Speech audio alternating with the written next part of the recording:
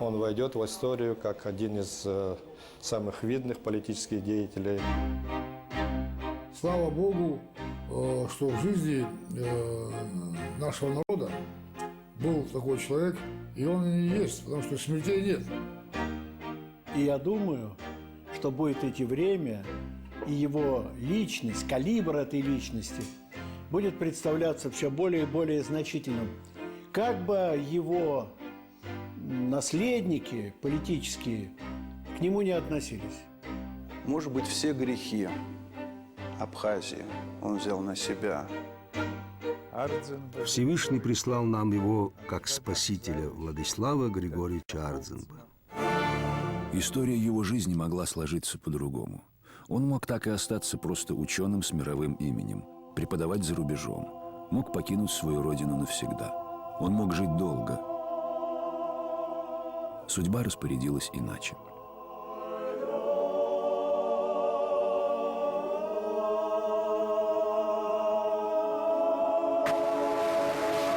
Передаем экстренное сообщение. В ночь с 13 на 14 августа механизированный батальон грузинской армии в количестве 1000 человек на 5 танках, вертолете, 10 пушками пересекли границу суверенной республики и вошли на территорию Абхазии. Ужас овладел городом. Из захваченных огнем курортов Абхазии бежали люди. Штурмовали самолеты, корабли и автомобили. Сопротивление казалось безумием. Те, кого называли братьями, стали врагами. Все ждали, что скажет глава республики Владислав Ардзинба. Скажу в конце, все на борьбу с врагом. Почему нет, слушай? Чего вы боитесь? Это же враг наш или кто это? Я не понимаю вас. Граждане Абхазии, сегодня совершена агрессия против нашей республики. Без какого-либо повода войска Госсовета при поддержке бронетехники и вертолетов с боями вторглись на территорию суверенной республики Абхазия. В историческом центре Абхазии, селе Лыхны, собирается народный сход. На вопрос Владислава Ардзинба «Будем воевать или сдадимся?» народ ответил «Будем защищаться», фактически доверив свою судьбу одному человеку. Он показал, какой он был. И вообще о нем говорить, какой он был, это вот его поступки. Как апостол Яков, вера без дел есть мертва. Он делами подтвердил веру свою в Бога, веру свою в народ. Он сказал, что мы никому не дадим нашу землю захватить. Наши деды, прадеды не для этого нам оставляли эту землю, чтобы кто-то мог нас покорить. Мы обязательно будем воевать, но нужно, чтобы дети и женщины покинули город. По всей республике создаются отряды самообороны. Владислав Ардзинба лично руководит мобилизацией населения. Из Тбилиси приходит приказ его обезвредить.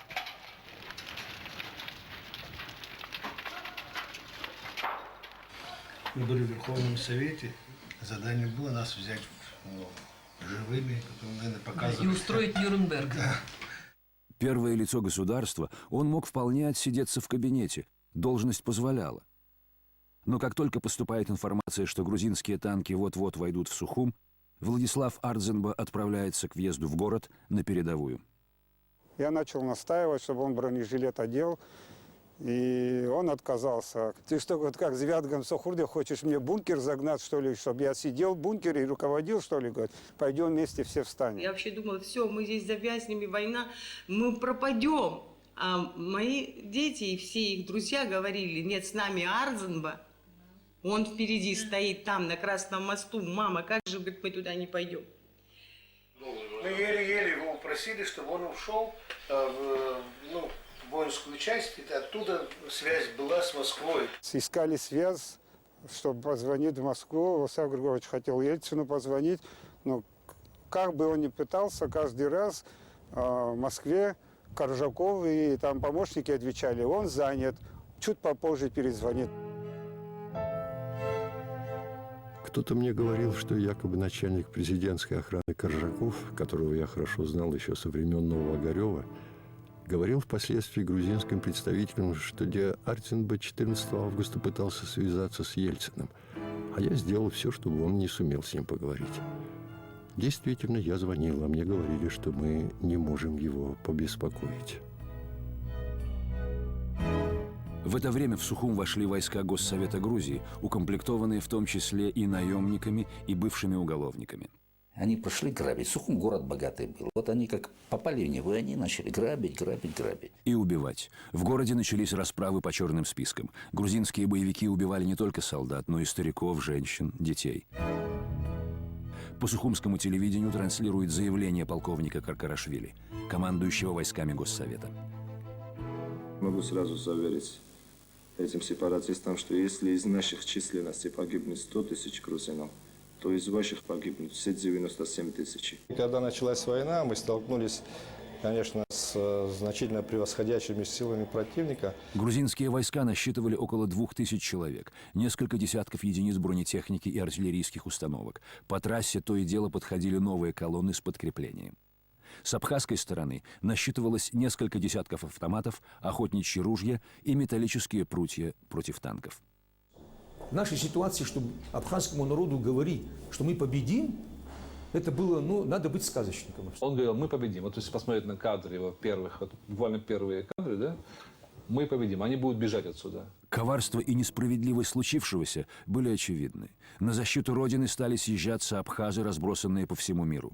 В Абхазию пошли не воины, не боевики, врачи, художники, инженеры. Просто люди разных национальностей, которым была не безразлична судьба абхазского народа. Наши ребята ночью через горы, через вот эти горы, перевал вот этот, настолько ноги себе волдырями натерли и перешли наши ребята. И мы были не наемники, и нас никто не звал. Не звал.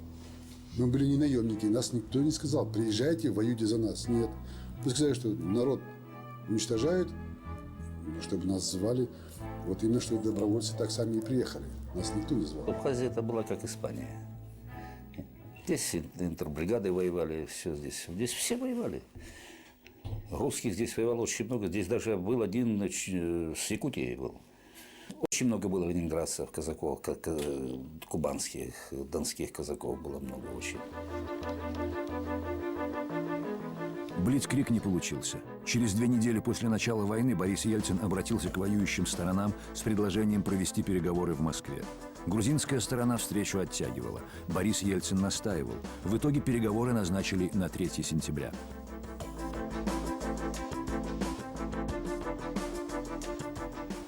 Я считаю 3 сентября 1992 года самым тяжелым днем моей жизни. Накануне встречи Ельцин сказал мне о том, что будет отстаивать интересы Абхазии.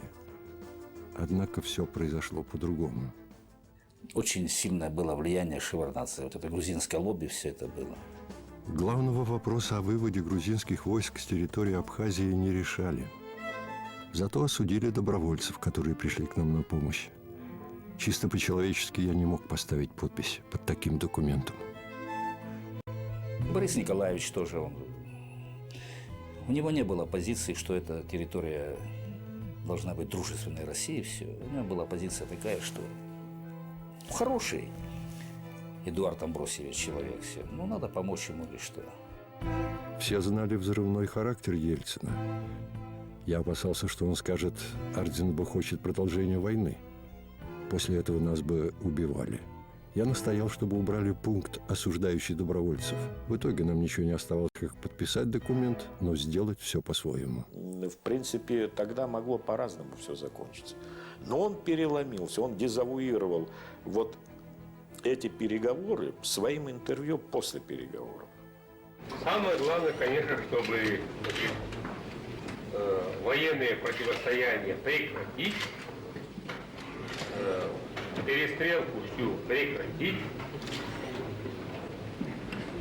И я уверен, я не знаю, вопрос, что наше сегодня решение все-таки будет выполнено. Он не поддавался никому. Его выражение лица Ардзинбы, его взгляд совершенно в никуда, куда-то в сторону, в никуда. Вот его внутреннее состояние очень выражает.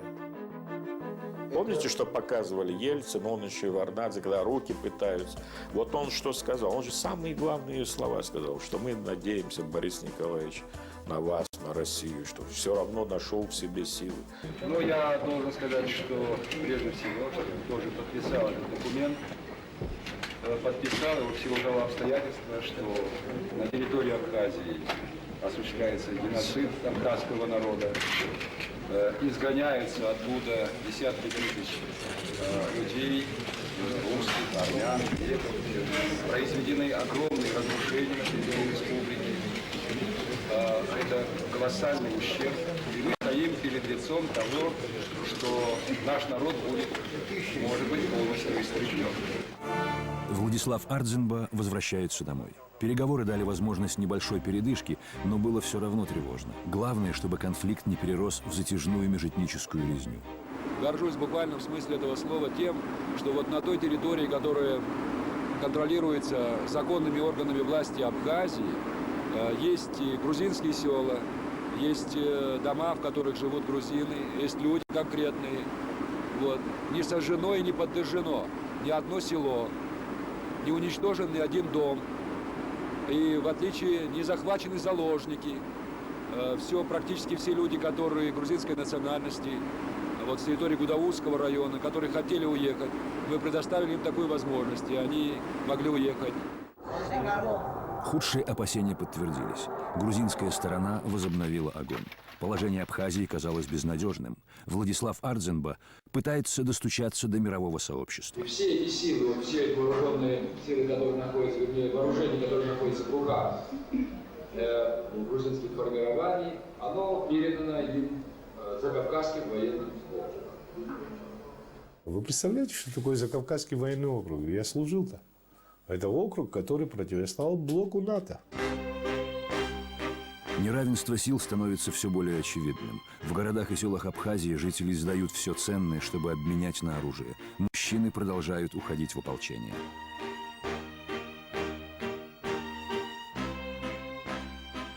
Я тоже пехотинцев сидел. Вот мы один выстрел с автомата, они взамен 10 гаубичных снарядов. Надо держаться. Куда идти? Сзади дети, вещи. Многократное превосходство в военной силе давало Грузии уверенность в скорой победе. Официальный Тбилиси торопится заявить, абхазская кампания подошла к концу.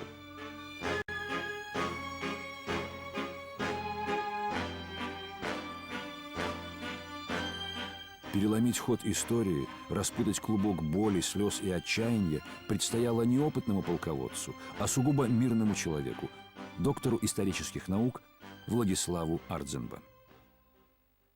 Я ученый и человек, который строит свою политику на здравом смысле. Человек острой интуиции и мощного интеллекта, он анализировал уроки прошлого и делал выводы из настоящего, опираясь во многом на опыт цивилизации Древнего Востока. Владислав Григорьевич Ардзинба был хитолог мирового уровня. В мире очень, как я уже сказал, мало специалистов по хитологии, они наперечет, и он действительно на этом уровне выделялся. Его знали хорошо и за границей. По ранжиру он является до сих пор крупнейшим российским хитологом. И его книга, конечно, настольная книга любого хитолога, но вот охват ее и охват источников хетских совершенно потрясающие.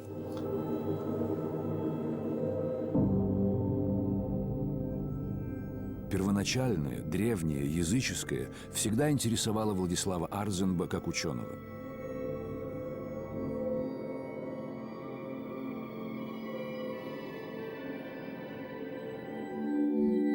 Он был рожден на земле, где в течение многих веков пересекались исторические пути великих цивилизаций. Древнее название Абхазии – Апсны, в переводе с абхазского «страна души». Здесь, среди суровых скал, проповедовал ученик Христа Симон Канонит. Именно сюда, через Черное море, прибыл легендарный апостол Андрей Первозванный. И здесь же, в VIII веке нашей эры, царь Леон создал могущественное Абхазское царство, территория которого простиралась от Кутаиси до современной Анапы. Так на эти земли пришла государственность. Но во все времена благодатная земля привлекала завоевателей. В XIX веке кровопролитная Кавказская война заставила часть абхазов покинуть свою родину и уйти за море. Опустевшие в результате переселения абхазские земли стали активно заселяться колонистами из Грузии. С тех пор в учебниках истории все чаще и чаще эти земли стали называться грузинскими. И абхазы, как нация, могли раствориться среди других народов. Село Эшера. 14 мая 1945 года в семье фронтовика Григория Ардзенба родился первенец. Мальчика назвали Владиславом. Обычное послевоенное детство. Рассказы отца о победе над фашизмом. Рядом со школой, где он учился, остатки древнего святилища. Этим камням более 3000 лет. Может быть, здесь впервые Владислав ощутил древнюю силу своей земли. Но вот этот родительский дом в этой Эшере, это как родник, которому он преподал, когда бывало особенно трудно. А трудно бывало, я вам скажу. Рассказы папы, война, отечество, патриотизм, это в доме вообще витало всегда в воздухе. А этот говоришь, наши Жуков, наши Рокоссовский, все очень приятные, самые лучшие, вообще талантливые, это конники, все кавалеристы. Стоило только сказать, Слава показывает фильм про войну, он все бросал, шел смотреть кино.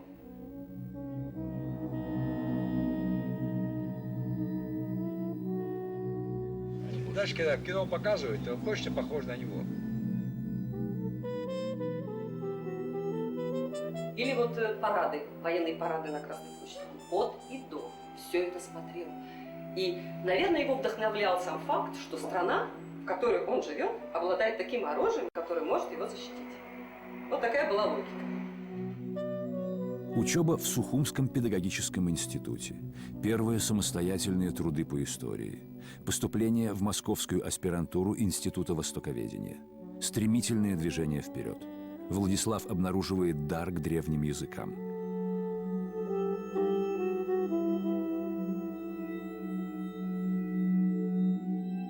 Ему открывается могучая сила языка хаттов, от которого, возможно, произошел и абхазский язык. Он изучает уроки дипломатии великих народов, загадочные ритуалы и священнодействия древних царей. В Институте востоковедения в Москве он проработал почти 20 лет.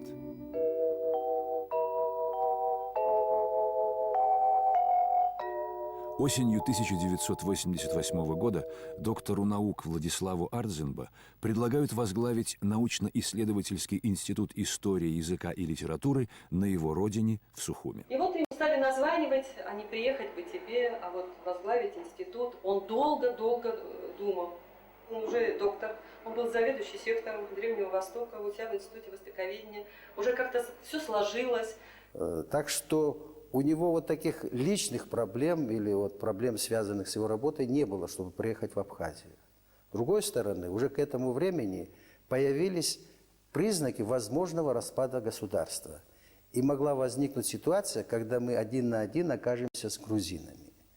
И та вакханалия, которая вот разразилась в грузинской прессе, в грузинском, как они называли, национальном освободительном движении, фактически агрессивно-националистическом движении, она могла привести к физическому уничтожению нашего народа.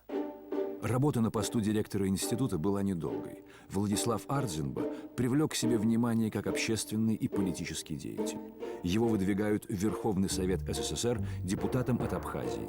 Ему предстояло снова отправиться в Москву.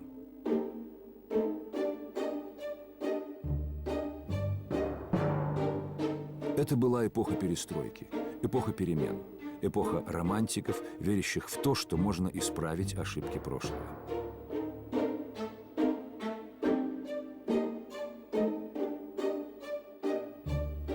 Июня 1989 года на 8-м заседании Первого съезда народных депутатов СССР страна узнала нового политика. Никому неизвестный депутат, доктор исторических наук из Абхазии Владислав Ардзенба получил слово. Пробиться на трибуну с этим докладом было очень сложно. Но в результате вот такого борьбы это удалось сделать. Слово предоставляется депутату Арзинба Владиславу Григорьевичу, директору Абхазского института языка и литературы и истории Академии наук Грузинской ССР. 10 минут перевернули всю жизнь Владислава Ардзинба. Он говорил о том, о чем никто до него не осмеливался говорить. Что происходило в Абхазии после ее насильственного присоединения к Грузии в 1931 году по приказу Сталина. Была обезглавлена нация, уничтожены все виднейшие государственные и партийные лидеры Абхазии и практически вся только что народившаяся интеллигенция. Массовым репрессиям подверглось крестьянство. С 1940 года абхазский народ перестали называть абхазским народом. С 1941 года прекратились радиопередачи на абхазском языке. В 1945-1946 годах были закрыты абхазские школы, и преподаватели остались вне ее. Абхазцев практически не стало в руководящих партийных и советских органах. Было начато массовое насильственное переселение в Абхазию. На переселение тратились огромные средства, оно не прекращалось даже в тяжелый 1941-1942 годы. Особенно сложилась ситуация в конце 1988 года.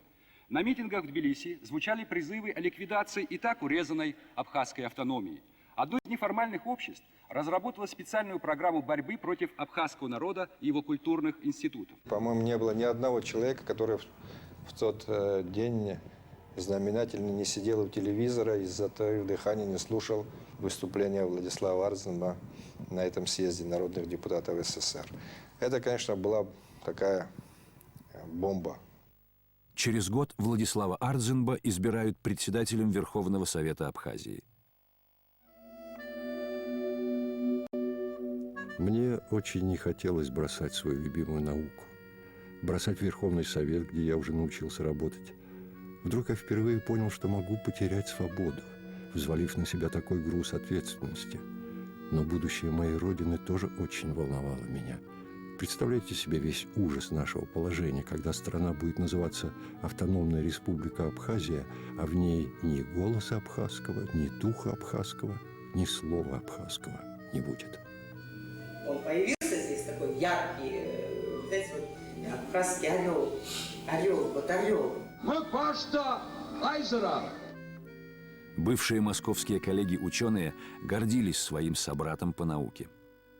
Его роль лидера абхазской науки была естественно, но вот что он пойдет и еще дальше, что там будем мы читать в газетах словосочетание «войска Ардзинбы», вот это вот, конечно, в голову не приходило. Но вот действительно, вот как бывает в экстремальных ситуациях, человек раскрывается. Огонь! Огонь!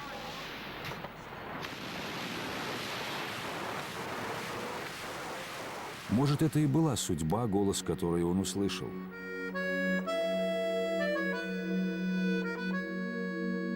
Я бы, наверное, не назвал это судьбой. Я думаю, что просто очень большое чувство ответственности за народ сделало из сугубо гражданского человека, военного человека, когда ты чувствуешь за собой ответственность, которая лежит за весь народ, человек мобилизовывает все свои силы. День ото дня абхазы и их союзники приобретали военный опыт. В том числе и сам главнокомандующий Ардзинба. Главный вопрос для него – создание дееспособной армии. Просто на авторитете лидера эта армия была создана. И бежит один боец с автоматом, и двое безоружных бегут за ним. Бой. А знаете, почему двое безоружных бегут? Если убьют его, чтобы взять автомат и идти дальше. Вот дух абхазского воина. У земляков Фазиля Искандера генетическая предрасположенность к ироничному взгляду на мир даже в трагические дни. За победу. За победу. За победу. А, шампанским сейчас, а ты должен? Правду говорят, голь на выдумке хитра. Так абхазская армия, не имея авиации, впервые в мире приспособила для ведения войны дельтапланы. Дельтаплан на службу военных, он был оборудован как ночной бомбардировщик. Подвесили на него бомбу самодельную в пределах 80 килограмм и сбросил бомбу. Командный пункт частично вышел из строя, началась паника. Ну, после прихода наших войск в Сухум, люди, которые были на оккупированной территории в аэропорту, рассказывали, эффект был очень довольно-таки ощутимый. Люди с двухстволками встретили танки. Ну, потом все было. Это уже искусство Владислава Арзуна. Как, где, что ему удалось достать. Основное вооружение было в бою отвоеванного врага. Но помимо того, что в бою еще было, это надо признавать, что... Это я уже не знаю, когда, может быть, выйдут мемуары Владислава, он там скажет, откуда, где, как ему удалось. Как-то я встретился с человеком, имеющим отношение к экспорту оружия. Он показал мне список того, что у них есть и сколько это стоит по мировым ценам. Прочитав список и увидев цены, я пришел в ужас. Я узнал, что один патрон стоит $1, один автомат $140. Значит, 1000 автоматов – это $140 000. Один гранатомет – $1500. Впоследствии, всякий раз, когда я слышал пустую стрельбу в воздух, я приходил в негодование, потому что я знал цену патронам и с каким большим трудом они нам доставались. Я еще вспоминаю другое обстоятельство. Уже после того, как Гагру освободили, но он часто приезжал в Москву, что-то надо же было добывать, вот именно. И вот он сидит в этой нашей московской квартире, в 6-метровой этой кухоньке, и ждет, мучительно курит, и ждет, когда какой-то там третьестепенный чиновник разрешит ему прийти в кабинет, чтобы ему там попросить чего-то. Я хочу, чтобы вы поняли весь трагизм этого. Он сам по себе человек очень ранимый, а чувство собственного достоинства у него. Да. Это нечто. И вот он говорит по телефону: я готов перед кем угодно стоять на коленях, чтобы спасти собственный народ. И вот это он кричит на кухне сидит. Как он радовался. Я для своих мальчиков достал, говорит, бронежилеты, теперь хоть они меньше будут погибать. Самым тяжелым для меня испытанием во время войны были известия о гибели наших ребят. В день наступления министр здравоохранения присылал мне специальный конверт с данными о наших потерях. Как трудно было заставить себя открывать эти конверты. Одно дело, когда ты военачальник, у которого миллионы солдат, и ты не знаешь ни их матерей, ни отцов, ни дедушек, ни бабушек. Другое дело, когда все так или иначе друг друга знают, а ты узнаешь, что один убит, и тебе надо пойти к его матери и сказать ей об этом. Твой сын умер, а мне гвоздь, говорит, забили в сердце. Вот так он нам выражал. Он очень нас любил. Он наше горе пропускал через себя.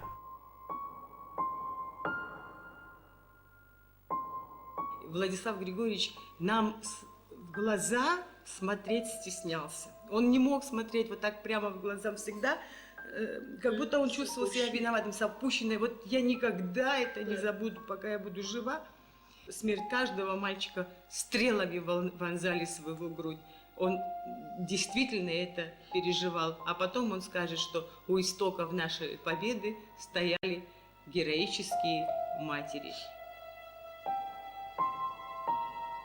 Добровольцами на фронт уходили совсем мальчишки, а следом за сыновьями шли их матери. Погибнут они или вернутся, никто не знал.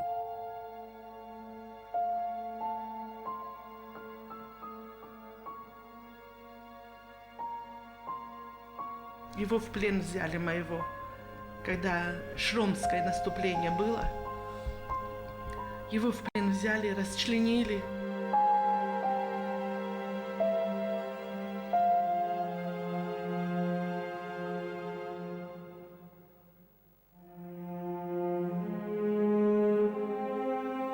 Я по сей день не знаю, где тело моего сына. Помню, был многотысячный митинг в Гудауте, у здания, где располагалось правительство. И мамы, некоторые родители требовали вернуть своих детей и так далее, что выдайте нам тела наших детей, что мы их должны похоронить, как это подобает, по обычаю. И тогда вот встала мама Хеце Шушана, которая сказала, наши дети погибают за правое дело, и нам надо сейчас освободить Родину, продолжить то, что начали наши дети.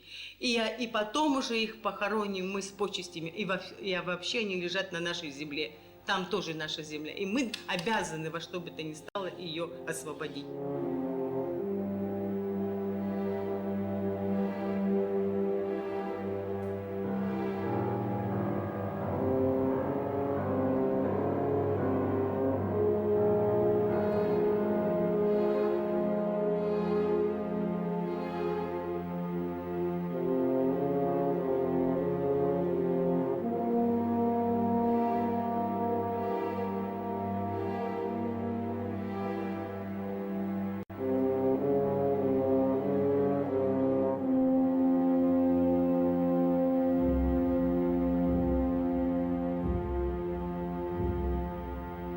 Мы все видели это зверство, видели это все, то, что происходило.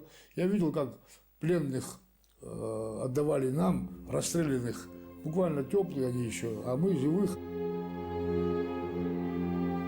С нашего дома, которые ушли, мальчики, их матерям, мы все собирались в одной квартире. Стелили на пол белую простынь, вот это очень тяжело вспоминать. Становились все на колени со свечками. И первая молитва была за него. Все говорили, чтобы Владислав выжил и долго жил. Не знаю почему, но всякий раз, когда я выезжал на тот или иной участок передовой, резко усиливался обстрел этой территории. Складывалось впечатление, что за нами охотятся. Однажды один из снарядов разорвался неподалеку от нас. Осколок, пробив дверь, вошел в сиденье подо мной. Если бы снаряд разорвался чуть ближе, это был бы наш последний час. Я не помню, чтобы какую-то позицию грузины оставили без боя. Давайте то уважать противника надо. Ни одну позицию они не оставили без боя. Держались до конца. Ничем мы их не превосходили. Мы только в одном их превосходили. Мы знали, нам куда надо идти. Они знали, куда им надо бежать. Тяжелейшее положение на фронте сложилось в марте 1993 года, когда абхазские войска предприняли отчаянное наступление на Сухум. Наступление захлебнулось. Люди не выдерживали. До сих пор удивляюсь, как люди, отступавшие с позиций, вообще не убили меня. Потому что я бегал по дороге со Стечкиным, собирал людей, сажал на машины и возвращал обратно. Мимо меня проезжали группы по 5-6 человек, которые сопровождали одного раненого. Ясно было, что люди под любым предлогом стремятся покинуть позиции. Никого не отпускали сверху! Ни одного человека! Я не знаю такой команды! Поднимите руки, скажите, что вы готовы сложить оружие. Я не буду убиваться. Что мне? Больше всех надо, что ли? Он садился на машину и вот едет по трассе. И, понимаете, как, не то, чтобы он там их запугивал, да, вот как раньше, вот во время Отечественного какие-то загранотряды, там расстреляешь, вот такое. Нет, вот только одним своим появлением, вот то, что он приехал, люди находили в себе силы и шли на фронт. Слушай, это война. Кто-то кого-то убьет, кто-то останется, у кого-то брюки завяжутся. Дождь пойдет, что делать? На востоке Абхазии продолжалась жестокая блокада Ткуарчала. Связь с Большой землей была только по воздуху. Сотни мирных людей ежедневно ожидали вертолетов в надежде улететь в безопасную зону. Переполненные борты с трудом отрывались от земли. Владислав Григорьевич под личным контролем держал всю нашу деятельность. Открыли мы воздушное сообщение с Восточным фронтом. От Гудаут у нас было много там полевых, таких секретных аэродромов, откуда мы ночью выполняли полеты туда, в Ткуарчал, занимались перевозкой боеприпасов, вывозом оттуда раненых, женщин, детей. Потеряли много людей.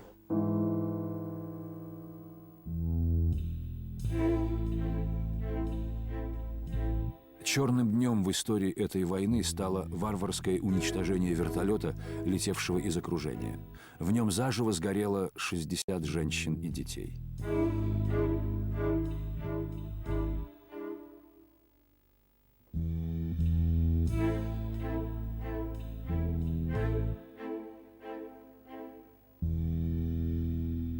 Иногда наступали минуты отчаяния. Он никогда не показывал, когда ему было очень тяжело. Но сколько рассказывали, то он показывал только маме. Мое состояние, мои переживания чувствовала моя мама. Понимание со стороны матери, ее поддержка были для меня важнее всего на свете. Сыночек, война – тяжелая вещь. Кто-то должен умереть, а кто-то должен остаться. Поддерживая мой дух в тяжелую минуту, она внесла неоценимый вклад в нашу победу. До сих пор в народе вспоминают, что в переломный момент войны, когда судьба Родины висела на волоске, мама Владислава сказала ему: «Надо молиться нам». По традиции, в самые тяжелые моменты жизни абхазы обращаются к своим древним богам. Главное из 7 святилищ Абхазии находится на горе Дедрыпщ. Люди поднимаются на нее крайне редко. И Владислав Ардзинба пришел туда, когда стоял вопрос, быть или не быть абхазскому народу. Все, что там происходило, овеяно тайной. В числе старейшин, возносивших молитву в тот день, с будущим первым президентом республики был и нынешний верховный жрец Абхазии. Когда мы приступили к священному молению, я снял свой головной убор и изрек сокровенные слова. «Мы, абхазы, с твоего же благоволения служим тебе верой и правдой. Ты щедро представил нам право жить на этой благодатной земле. Мы не захватывали ее силой. Раз ты дал нам эту землю, не мучай нас, не обрекай на страдания». Вскоре после той молитвы верховному жрецу было откровение. Во время войны мне приснился сон, будто 3 неизвестных пришли ко мне и сказали, что для спасения нашего народа нужно принести великую жертву. Я приготовил жертвенную печень и сердце и отправился в занятый врагом Сухум. Со всех сторон меня окружили враги. И вдруг неожиданно передо мной появился Владислав Ардзинба. Он принял у меня жертвенное сердце и поднял его к небу, и вдруг над городом прямо в воздухе возник наш абхазский флаг. Гордо рея, он поднимался все выше, рассеивая мрак над Сухумом. В народе верят, что там, на вершине горы, Владислав обменял свою жизнь на спасение народа. После освобождения Сухума Владислав Ардзинба приказывает не прекращать наступление. 30 сентября 1993 года абхазские войска с боями вышли к пограничной реке Ингур и подняли на границе абхазский флаг. Война закончилась. Абхазия победила. Как-то мне в голову приходила эта мысль, что каждому поколению нужна своя война. Но, по-видимому, так и случилось. У отца была его война, у сына своя война. И не дай бог, чтобы у каждого была война. Самое страшное закончилось.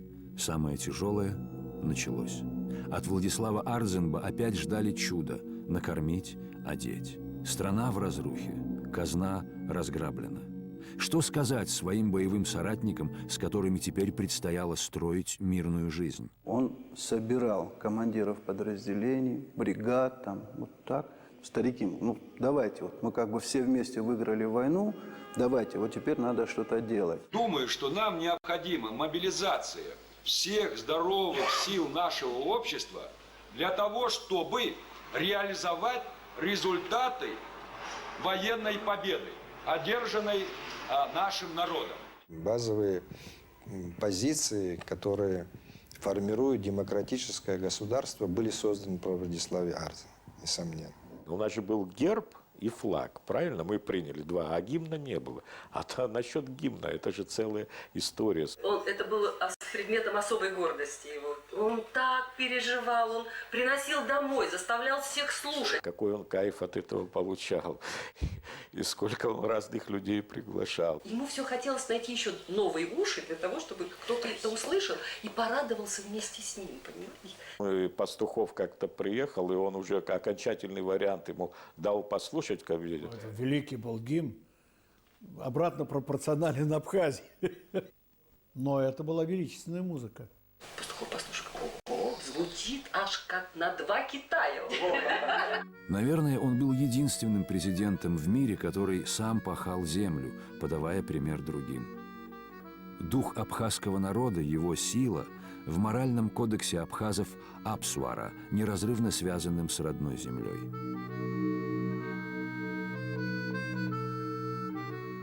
26 ноября 1994 года была принята Конституция независимой Абхазии, и Владислав Ардзинба был избран первым президентом республики. Народ провозгласил свою землю демократическим, правовым и суверенным государством. Противодействовали все этому, буквально все.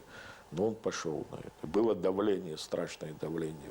И вот после этого была блокада объявлена, кстати.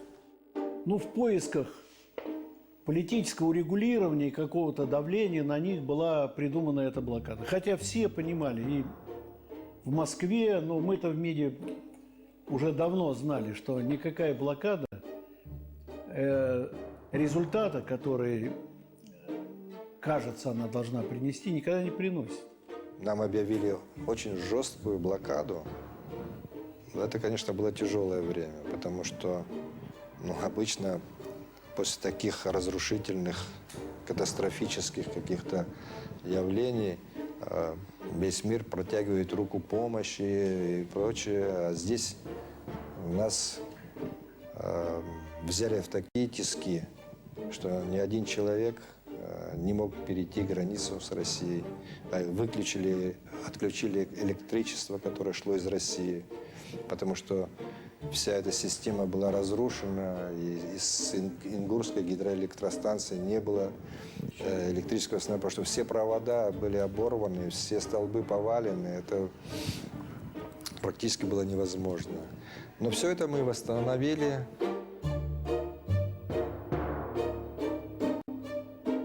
Это же обалдеть можно за то, что мы выстояли эту войну, за то, что мы защитились, закрыли в кольцо 8 лет.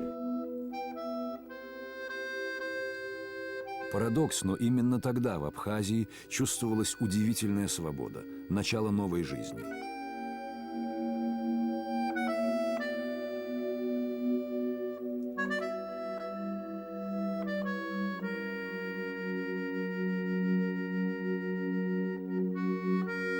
Включилась магия Апсуара.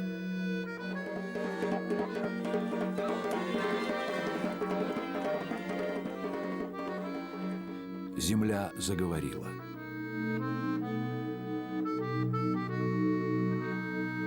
Апсур – это человеческий код. Код – это как и у всех. Апсур – это который, когда все объединились, шли на смерть, защищали свою землю. Абхазы кровью заплатили за право жить на родной земле. Но нужно было доказать всему миру, что народ имеет право на свою государственность. У Владислава Ардзинба начинается изматывающий переговорный марафон. Работа по 17-18 часов в сутки. Встречи с дипломатами, военными, политиками, журналистами. И все время стресс. Каждая из сторон, посредники, друзья, не друзья, враги, оказывали невероятное давление на него. И ему нужно было увертываться всякий раз для того, чтобы не принять решение, которое могло бы повредить его стране. С самого момента своего избрания президентом Владислав Ардзинба говорил: «Наш единственный союзник – это Россия». Вы можете себе представить, он неудобен был и этой стороне. Какой он, вот говорил же Пастухов, упертый. Вот сейчас я понимаю, что вот эта упертость, эта неуступчивость Ардзинбы были его несомненным достоинством. Мне сказал один западный политик однажды, у него была даже своего рода кличка в Госдепартаменте – «Бешеный». Но это редко, видимо, бывает, когда один человек может противостоять и Вашингтону, и Западу, И Грузия – это огромная махина, которая может мир перевернуть, да? И он отстоял. В 2004 году по состоянию здоровья Владислав Ардзинба оставил пост президента страны. Когда пришла весть о признании, Владислав был счастлив.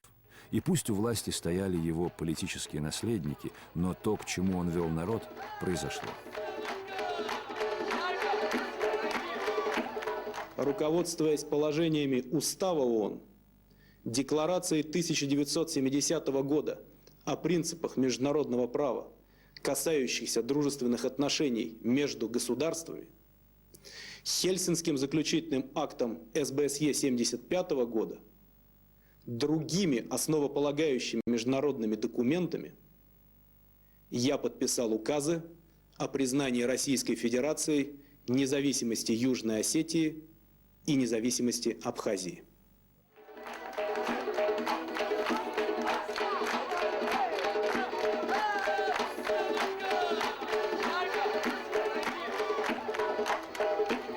Не каждому политику удается увидеть плоды своих трудов. Кто-то обещал народу манну небесную и так далее. А он сказал, наш народ победит, наш народ победил. Наш народ выстоит, наш народ выстоит. Вот дождетесь и нас признают. Нас признали. Таких счастливых политиков очень мало. И сегодня, после того, как Абхазия добилась признания своей независимости, подписала соглашение, договор о дружбе, сотрудничестве и взаимной помощи с Российской Федерацией, возникла совершенно другая реальность. Фактически абхазский народ добился вековой своей мечты. За свободу своей родины Владислав Ардзинба заплатил немалую цену. Его болезнь. Но я действительно верю, что это что-то все-таки с ним сделали. Потому что он был неугоден никому. Многим здесь и во всем мире он очень неугоден был. Слишком яркий был. Слишком ярким такое не прощается. Все-таки что-то сделали с его здоровьем. Даже не надо было быть медиком, чтобы знать, что он переживал жуткие боли. Мы до конца так и не могли понять, в чем дело. Да, собственно, и медицина нам не могла объяснить, в чем дело. Мы тоже не всесильные, хотя и новые методики, все искали, везде мы с ним ездили, но как бы заболевание было совсем необычное. Знаете, есть усталость металла, есть такой технический термин. Да? Вот это примерно так. Устал человек, просто устал. В эту ночь по всей Абхазии люди звонили друг другу и говорили: «Посмотрите, какая луна!» Вокруг луны на небе сиял огромный сверкающий нимб. В древности это предвещало гибель царя. Сутки напролет шел проливной дождь, словно природа о ком-то скорбела. И вдруг страшная весть.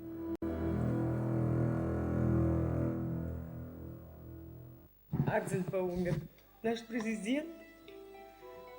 И мы подошли к фотографии моего погибшего сына, и там я выплакалась. Выплакалась от моего плача, проснулся мой младший сын. Мама, что случилось? Я говорю, Ардзинба умер. Он тут же встал, закурил сигарету, одну положил, так как у нас могилы сына нет, положил у фотографии моего сына, как бы Владиславу Григорьевичу, другую закурил, и так целую пачку выкурил. Я думаю, вот он живой, и вот вроде жив мой сын. А вот с его смертью как будто вырвали мне душу.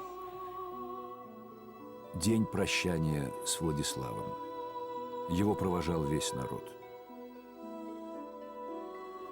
Воин, которого несли воины. Воины и их командир. Отец, брат, сын, друг, соратник, президент. Для Абхазии эти слова уместились в два коротких. Наш Владислав. В тот день каждая мать молилась за всех погибших. придешь к нашим детям, ты же главнокомандующий, просим, чтобы ты там посмотрел за нашими сыновьями. Мы тебя любим, ты был для нас как наш сын. Встречайте, вот он идет к вам, ваш главнокомандующий.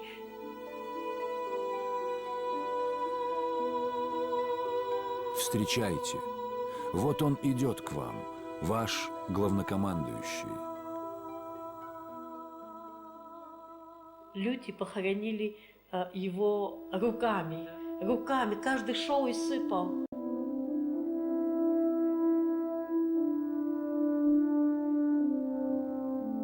По завещанию Владислава, его похоронили на линии фронта, где шли тяжелейшие бои в родном селе Эшера, и место его упокоения никогда не остается одиноким.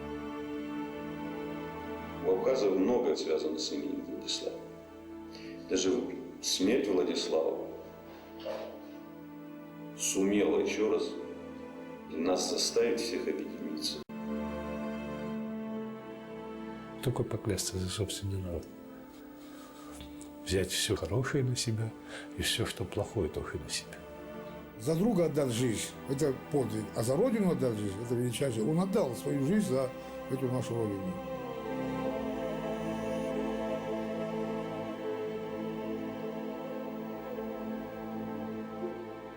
Слухи о моей смерти казались сильно преувеличенными.